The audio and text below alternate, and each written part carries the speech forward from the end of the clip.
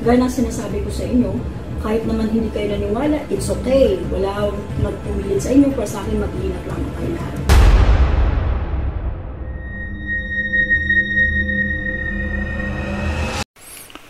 Hello po mga ka-PTV, sa video na ito itatalakayin natin ang pagkasaksi ng mga residente na maihahalin tulad sa impyerno ayon sa mga visions ni Madam Rudy Balbin.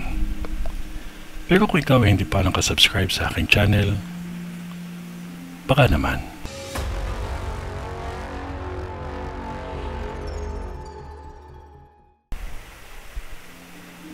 Sa vision ko may 4 na sunog at 3 barangay na halos natupok ng apoy. Dahil na din sa bilis kumalat nito at sumabay pa ang hangin. Isang barangay na kung saan halos tapat lang ng highway at mabilis ito kumalat sa isa parang barangay. Sobrang laking sunog ito, animoy impyerno ito kung pagmasdan na. Ang isang barangay dahil sa mga kable ng kuryente, pabilis kumalat agad ang apoy.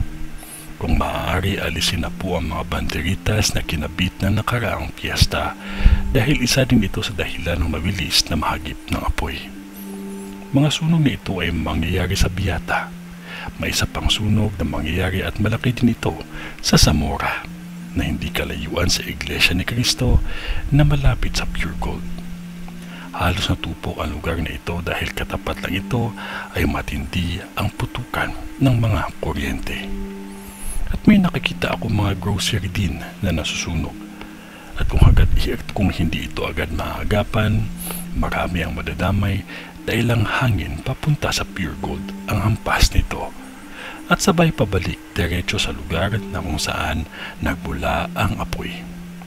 Pag ganito, dapat agad ito maagapan. Nakakalungkot lang dahil isa sa sunog na ito ay dahil lamang sa kapabayaan. Kailangan ko ito ma-post para maagapan. Pakicheck lahat ng kuryente dahil ito ay hindi birong sunog. Sobrang malaking sunog ito at hindi biro. Malaking sunog ito ang nakikita ko. Pinakikiusapan ko ang lahat, maging maingat sa lahat ng bagay na magiging sanhiin ng sunog. Ito ay ang bisyon ni Madam sa Pandakan. Sa ngalan ng Diyos Ama, ng Diyos Anak, at ng Diyos Espiritu Santo. Amen.